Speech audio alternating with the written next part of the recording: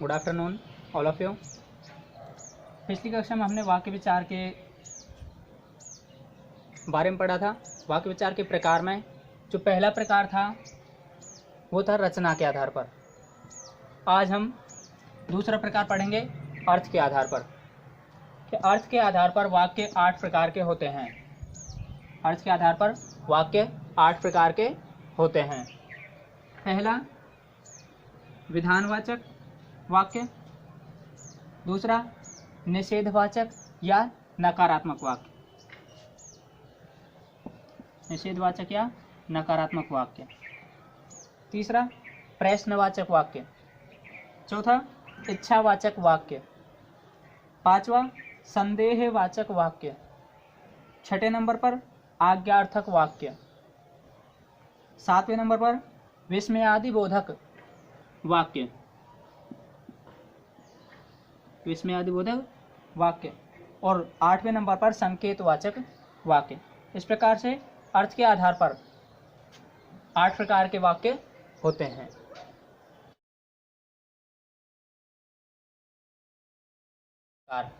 अर्थ के आधार पर जो हमने 8 प्रकार पढ़े थे उनमें से पहला नंबर है विधानवाचक। विधानवाचक वाक्य कि जिन वाक्यों में क्रिया के होने का बोध होता है, जिन वाक्यों में केवल क्रिया के होने का बोध होता है, विधानवाचक वाक्य कहलाते हैं।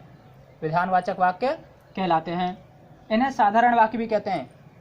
इन्हें साधारण वाक्य भी कहते हैं। जो सिंपल सेंटेंस हमने पढ़े थे, साधारण वाक्य हमने पढ़े थे, वो विधानवाचक के अंतर्गत ही आते हैं।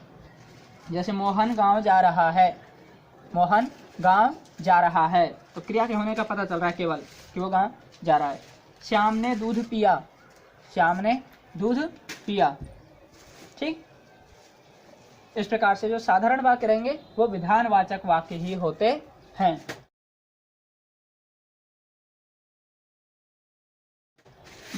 दूसरा नंबर है निषेधवाचक या नकारात्मक वाक्य। नेगेटिव सेंटेंस जो होते हैं वो इसके अंतर्गत आते हैं। निषेधवाचक या नकारात्मक वाक्य, देखिए कि जिन वाक्यों में मना करने का भाव प्रकट होता है, जिन वाक्यों में मना करने का भाव प्रकट होता है, निषेधवाचक वाक्य कहलाते हैं। कौन सा है? निषेधवाचक वाक्य कहलाते हैं। इसके अंतर्गत एक तो नहीं शब्द और मत, इन शब्दों का प्रयोग होता है। इन शब्दों का प्रयोग होता है। ऐसे जो सेंटेंस रहेंगे, ऐसे जो वाक्य रहेंगे, उनमें नहीं का या फिर मत का प्रयोग होगा। कैसे होगा? देखिए, मैंने खाना नहीं खाया, मैंने खाना नहीं खाया। निषेध, मना करने का अर्थ है। ठीक है। सड़क पर मत खेलो, सड़क पर मत खेलो, वह कल नहीं आएगा। ठीक है। तो नहीं और मत, इन शब्दों का प्रयोग करते हुए जो मना करने का भाव होता है, मैं विद्यालय नहीं जाऊंगा। ठीक है। तो मना करने का जो भी भाव होता है वो निषेधवाचक अर्थात नकारात्मक वाक्य में आता है, जिसे नेगेटिव सेंटेंस कहते हैं।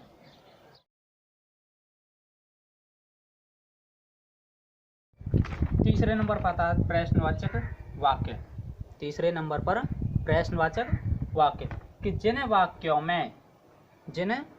में प्रश्न पूछने का भाव प्रकट होता है, जिन वाक्यों में प्रश्न पूछने का भाव प्रकट होता है, प्रश्नवाचक वाक्य कहलाते हैं। कौन से? प्रश्नवाचक वाक्य कहलाते हैं। जैसे मोहन तुम क्या कर रहे हो, मोहन तुम क्या कर रहे हो। आप कब आए, आप कब आए।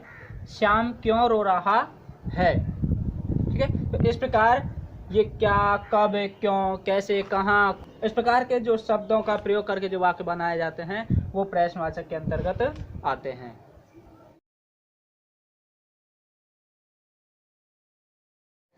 चौथे नंबर पर है इच्छावाचक वाक्य।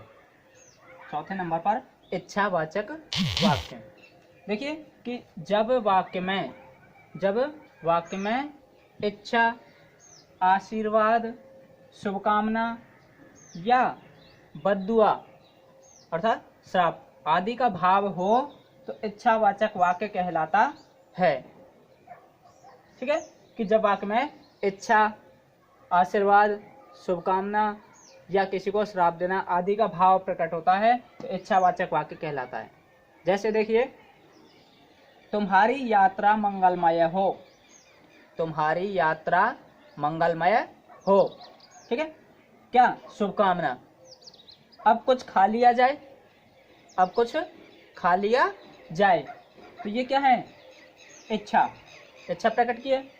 सबका कल्याण हो, सबका कल्याण हो, ये क्या है, आशीर्वाद है ना, या शुभकामना। भगवान तुम्हें लंबी उम्र दे, ये भी आशीर्वाद है, ठीक है। इस प्रकार से जिस वाक्य में इच्छा, आशीर्वाद, शुभकामना या बद्दुआ आदि का भाव प्रकट होता है वो इच्छावाचक वाक्य कहलाता है। जैसे आज तो बारिश हो जाए, आज शाम को तो बारिश हो जाए, तो ये वाक्य क्या है, इच्छा, इच्छा प्रकट कर रहे हैं। इस प्रकार से इच्छावाचक वाक्य होते हैं।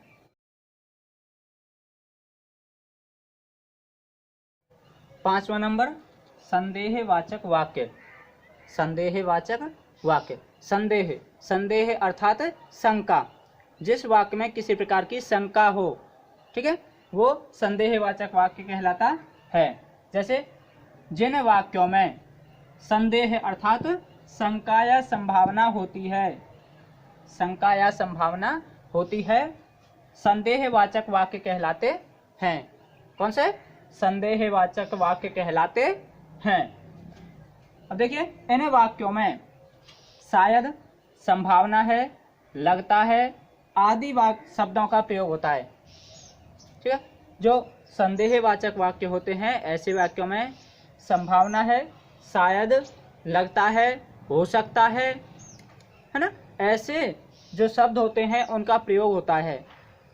देखिए, जैसे शायद आज मामा जी आ सकते हैं, शायद आज मामा जी आ सकते हैं, शायद, ठीक है। तो शंका है, कंफर्म तो नहीं आएंगे, नहीं आएंगे, लेकिन क्या है, क्या है, शंका है। संभावना है शाम तक बारिश हो जाए, संभावना है कि शाम तक बारिश हो जाए, ऐसी संभावना व्यक्त कर रहे हैं कि मौसम हो रहा होगा ऐसा, इसलिए संभावना व्यक्त की है, संभावना प्रकट की है। लगता है अब तो विद्यालय जुलाई में ही खुलेंगे, ठीक है, लगता है अब तो विद्यालय जुलाई में ही खुलेंगे, तो लगता है। इस प्रकार के शब्दों का इन वाक्यों में, संदेहवाचक वाक्यों में प्रयोग किया जाता है।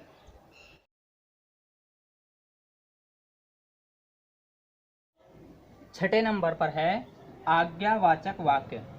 आज्ञावाचक वाक्य या आज्ञार्थक वाक्य भी बोल सकते हैं। तो आज्ञावाचक वाक्य कौन से थे, कि जिन वाक्यों में आदेश, आज्ञा या अनुमति का भाव प्रकट होता है, आज्ञावाचक वाक्य कहलाते हैं। कि जिन वाक्यों में आदेश, आज्ञा या अनुमति का भाव प्रकट होता है, ठीक है, या विनती करने का भाव हो, ठीक है, तो आज्ञावाचक वाक्य कहलाते हैं। देखिए उदाहरण, कि बड़ों का सम्मान करो, बड़ों का सम्मान करो, बाजार जाकर फल ले आओ, बाजार जाकर फल ले आओ, मोहन तुम बैठकर पढ़ो, मोहन तुम बैठकर पढ़ो, ठीक है। जैसा कि नाम से पता चलता है आज्ञावाचक या आज्ञार्थक, तो जिन वाक्यों में आदेश, आज्ञा या अनुमति का भाव प्रकट होता है, आज्ञावाचक वाक्य कहलाते हैं।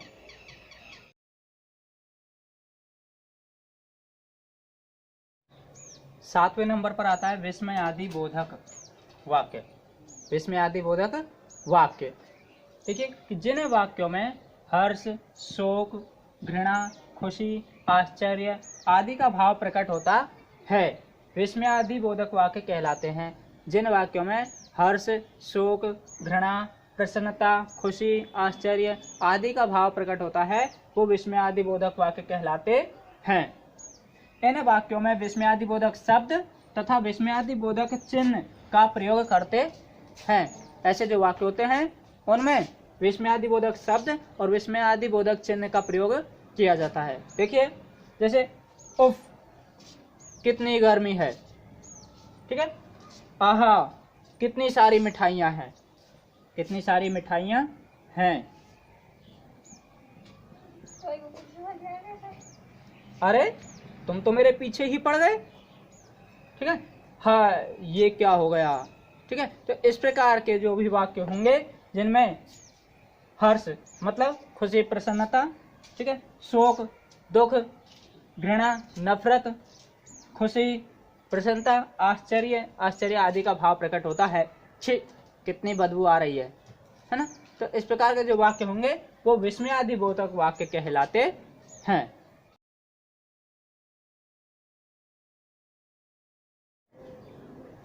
आठवें नंबर पर जो अंतिम वाक्य है वो आता है संकेतवाचक वाक्य। कौन सा? संकेतवाचक वाक्य। ठीक है, कि जिन वाक्यों में एक क्रिया का होना दूसरी क्रिया पर निर्भर होता है, एक क्रिया का होना दूसरी क्रिया पर निर्भर होता है, ऐसे जो वाक्य होते हैं वो संकेतवाचक वाक्य कहलाते हैं।